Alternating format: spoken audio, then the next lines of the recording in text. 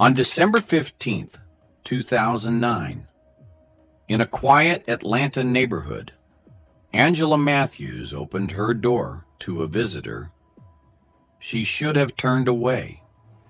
What began as an innocent exchange with the neighbor's son quickly spiraled into a web of secrets that no one in the tight-knit community could have anticipated.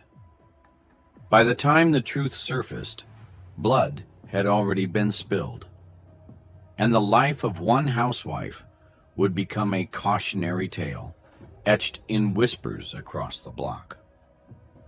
Angela Angie Matthews was a strikingly beautiful 38-year-old woman, married to Marcus Matthews, a successful businessman who spent most of his time away from home. Their marriage, from the outside, appeared perfect.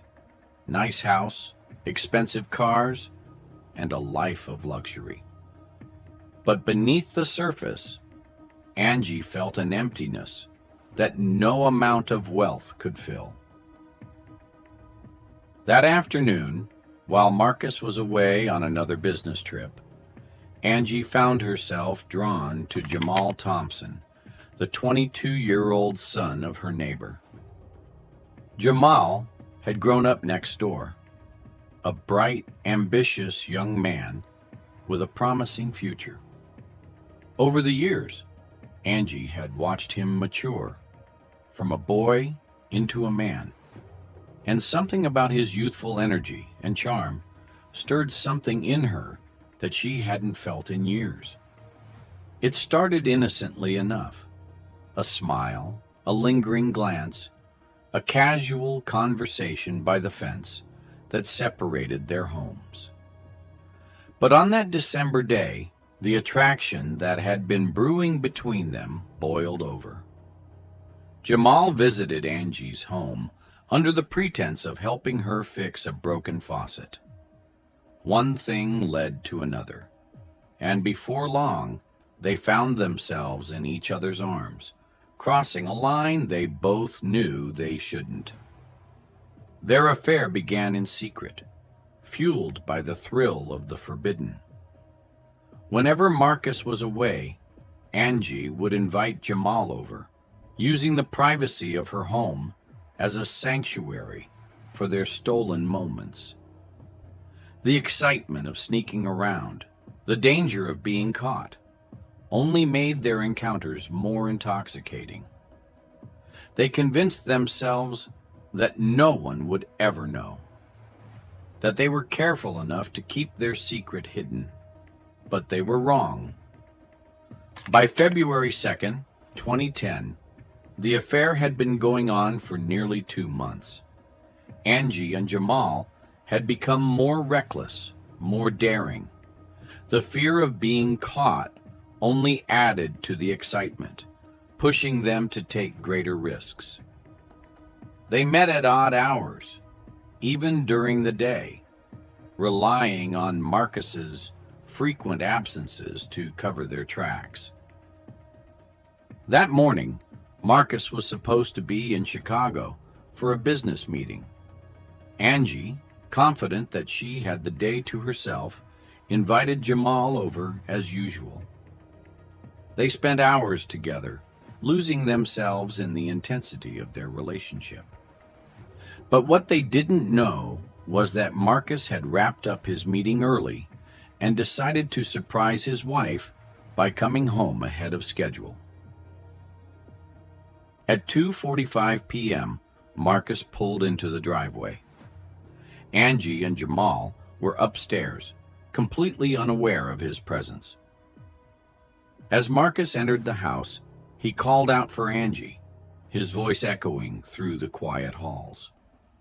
Angie's heart nearly stopped when she heard his voice. Panic set in as she realized the danger they were in. She frantically pushed Jamal out of bed, urging him to hide. Jamal, half dressed and shaken, barely had time to slip out of the bedroom and into the adjacent bathroom. Marcus, oblivious to the tension in the air, made his way upstairs, calling Angie's name. Angie quickly pulled herself together, forcing a smile as she met Marcus in the hallway. She made up a story about taking a nap, hoping he wouldn't notice the disheveled state of the bedroom behind her. Marcus, tired from his trip, didn't press her for details. He kissed her on the cheek and headed to the bathroom to freshen up. Angie's heart raced as she realized Jamal was still hiding in there. But luck was on their side. Marcus decided to use the guest bathroom downstairs instead. As soon as he was out of sight, Angie whispered for Jamal to leave through the back door. Jamal slipped out, narrowly avoiding being caught, but the close call left them both rattled. After that day, Angie knew they had to be more careful. The thrill was still there, but now it was tinged with fear. Yet despite the danger, neither of them could bring themselves to end the affair.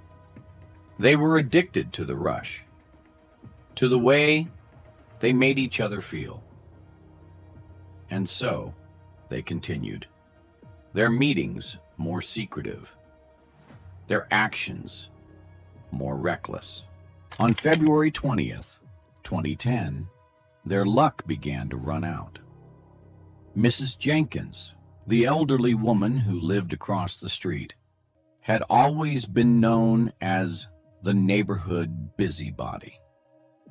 Nothing happened on that block without her knowing, and she had begun to notice the strange comings and goings at the Matthews house. That afternoon, she saw Jamal sneaking into Angie's home, his eyes darting around as if he were afraid of being seen. Mrs. Jenkins, suspicious by nature, watched from her window. Her curiosity piqued. Later that evening, as she chatted with another neighbor, she casually mentioned what she had seen. Gossip spread quickly in their tight-knit community, and it wasn't long before the rumors reached Patrice Thompson, Jamal's mother. Patrice, a deeply religious woman with high hopes for her son, was alarmed by the whispers. She confronted Jamal that night, demanding to know what was going on. Jamal, caught off guard, denied everything. He insisted that Mrs. Jenkins must have been mistaken, that there was nothing going on between him and Angie. But the seed of doubt had already been planted in Patrice's mind. She didn't believe her son was telling the whole truth, but she had no proof, just the word of an old woman known for her gossip. Despite his denial, Jamal couldn't shake the fear that his secret was no longer safe. The walls were closing in, and the affair that had once been a thrilling escape now felt like a ticking time bomb, ready to explode at any moment. But neither Jamal nor Angie could have predicted just how devastating that explosion would be. On the evening of March 5th, 2010, the air in the Matthews home was heavy with tension. Angela Matthews had been wrestling with guilt for weeks, the weight of her affair with Jamal Thompson becoming too much to bear. She had decided that it was time to end things with Jamal, knowing that continuing the relationship could only lead to more trouble. But as she prepared to break the news to him, she had no idea how explosive the situation would become. Around 7 p.m., Angie invited Jamal over under the pretense of a usual meeting. But this time, instead of the passionate embrace he expected, Jamal was met with a somber Angela. She told him that their affair had to end, that it was becoming too risky, and that they both needed to move on. Jamal, who had grown increasingly attached to Angie, felt his world crashing down around him. He couldn't believe what he was hearing. After everything they had been through, she was just going to throw it all away? Jamal's initial shock quickly turned to anger. He accused Angie of using him, of playing with his emotions. Angie, trying to stay calm, explained that it wasn't like that, but Jamal wasn't listening. His desperation began to show, his voice rising as he pleaded with her not to end things. But Angie remained firm, telling him that it was over, and he needed to leave. The argument escalated rapidly. Jamal, feeling cornered and rejected, became more aggressive. He grabbed Angie's arm, pulling her close as he continued to plead. But she pulled away, demanding that he leave immediately. In a fit of rage, Jamal shoved her away from him. Angie, caught off balance, stumbled backward toward the staircase. The next few seconds happened in slow motion. Jamal reached out to grab her, but it was too late. Angie lost her footing and fell backward down the stairs, her body tumbling violently before landing in a crumpled heap at the bottom. The house fell eerily silent. Jamal stood frozen at the top of the stairs, his heart pounding in his chest as he stared down at Angie's lifeless body. Panic set in as he realized what had just happened. He rushed down the stairs, calling her name, but there was no response. Angie was gone, her neck twisted at an unnatural angle, her eyes staring blankly ahead. The fall had been fatal, and there was nothing he could do to bring her back. Terrified, Jamal fled the scene, leaving Angie's body where it lay. He ran back to his own house, his mind racing with fear and regret. He knew he had to get out of there, but he had no idea where to go or what to do. All he knew was that he had killed the woman he claimed to love, and now his life was in ruins. The next morning, on March the 6th, 2010, Marcus Matthews returned home from another business trip. He entered the house, expecting to find Angie waiting for him as usual, but instead, he was met with an unsettling silence. He called out her name, but there was no answer. As he moved through the house, a sense of dread began to build inside him. Something wasn't right. It wasn't until he reached the bottom of the stairs that he saw her. Angie's body lay motionless on the floor. Her limbs splayed out in a way that immediately told Marcus something was terribly wrong. His breath caught in his throat as he rushed to her side, frantically checking for a pulse, but she was cold to the touch. Panic set in as he dialed 911, his hands trembling as he tried to explain what he had found. Within minutes, the police arrived, along with paramedics, who quickly confirmed what Marcus already knew. Angie was dead. The scene was chaotic as officers began to assess the situation, but amid the commotion, one person remained calm and focused. Detective Bryant. He was a seasoned investigator, and as he examined the scene, something about it didn't sit right with him. Angie's position, the angle of her fall, the injuries she sustained, it all seemed too deliberate, too violent to be a simple accident.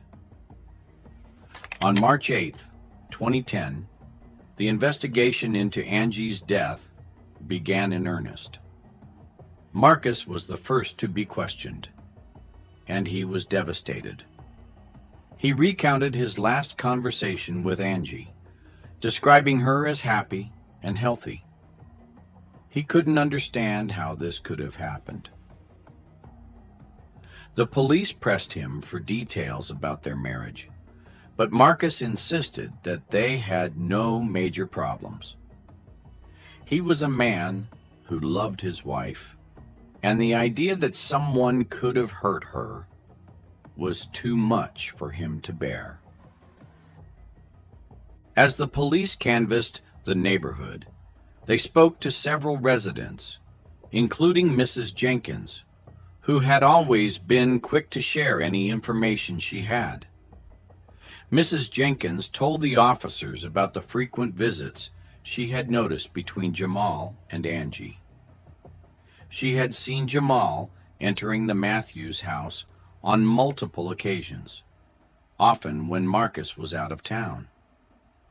To her, it was clear that something was going on between them. This information piqued Detective Bryant's interest. He began to dig deeper into the relationship between Jamal and Angie, suspecting that there was more to the story than met the eye. The following day, March 12th, 2010, Jamal was brought in for questioning.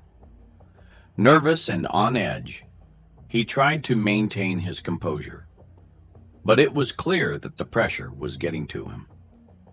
He denied any involvement in Angie's death, claiming that he hadn't seen her in days. But his story didn't add up, and his alibi was shaky at best. Detective Bryant observed Jamal closely during the interrogation. His nervous demeanor, the way he avoided certain questions, it all pointed to someone with something to hide. The detective wasn't convinced by Jamal's denials, and he suspected that there was more to the story. As the investigation continued, Patrice Thompson became increasingly worried.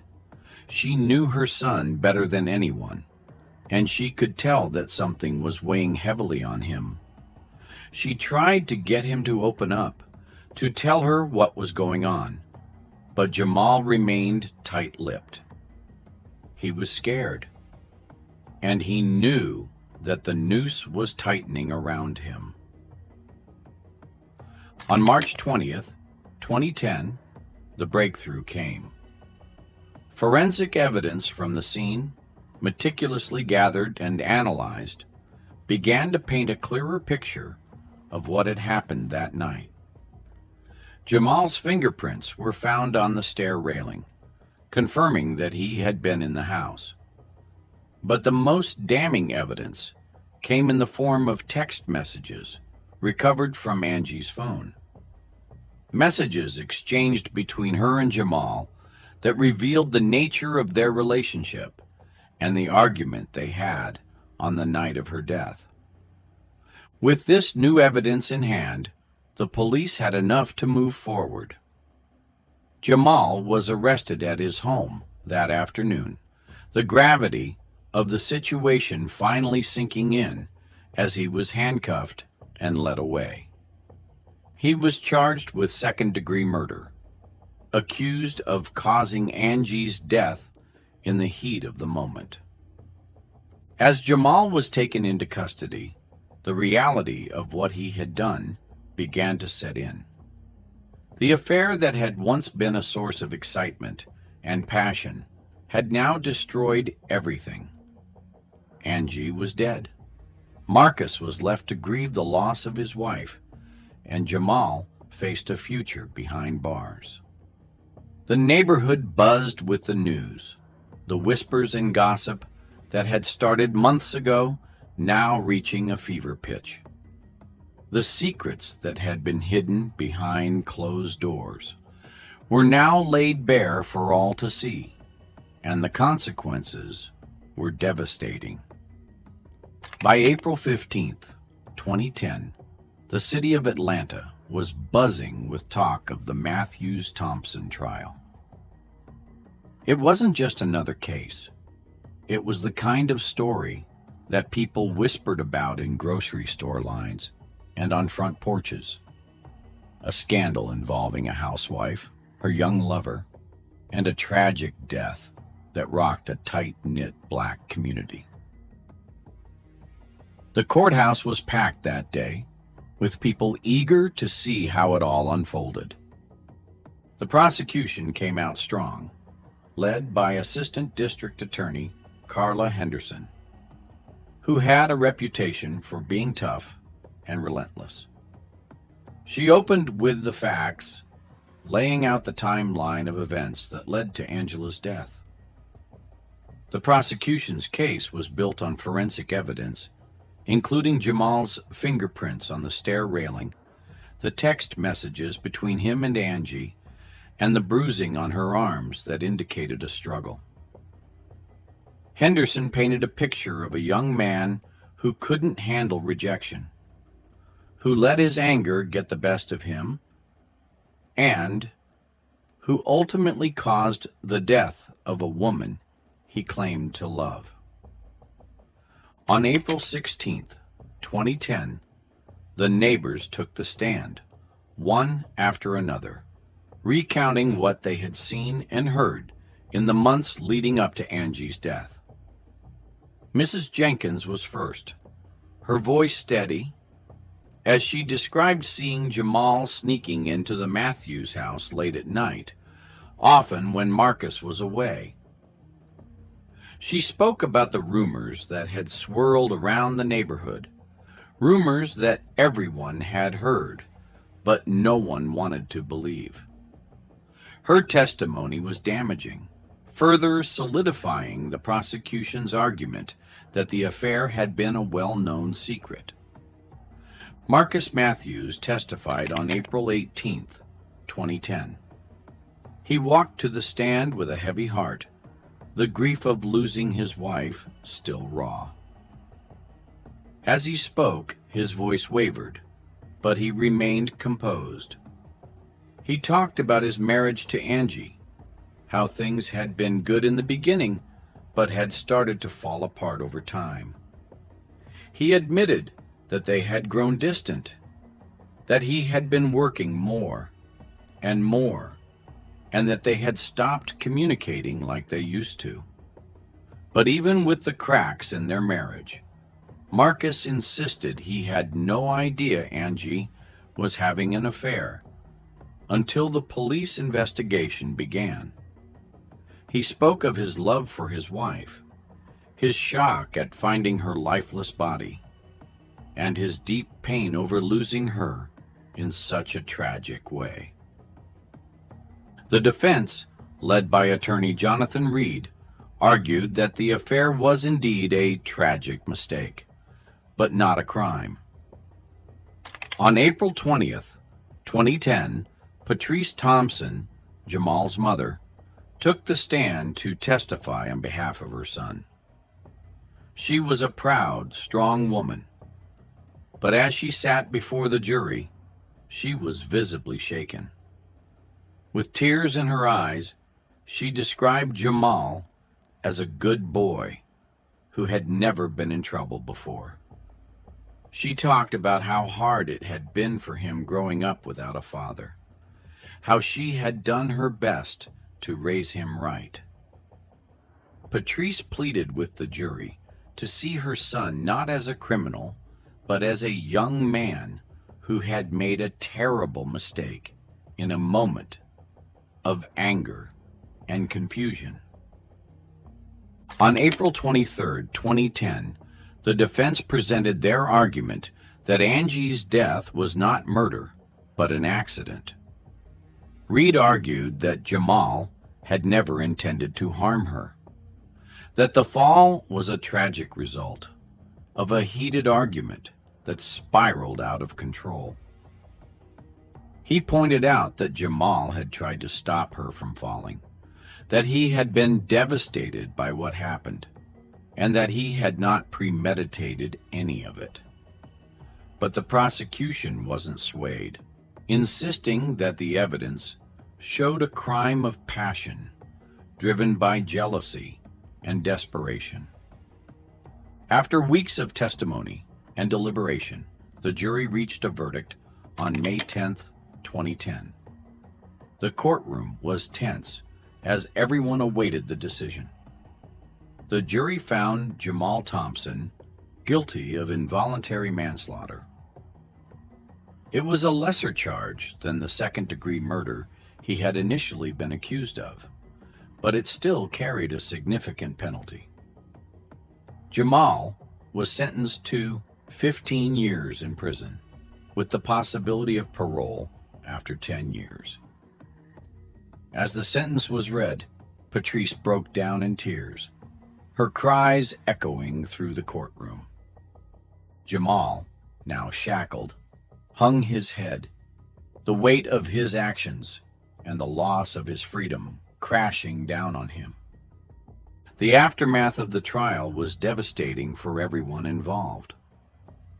On June the 5th, 2010, Marcus Matthews made the difficult decision to sell the house where he and Angie had lived for so many years.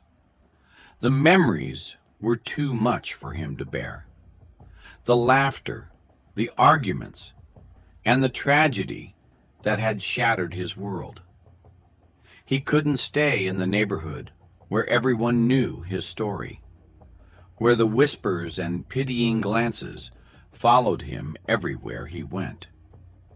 So Marcus packed up his belongings and moved away, hoping to find some peace and start over in a place where no one knew his name.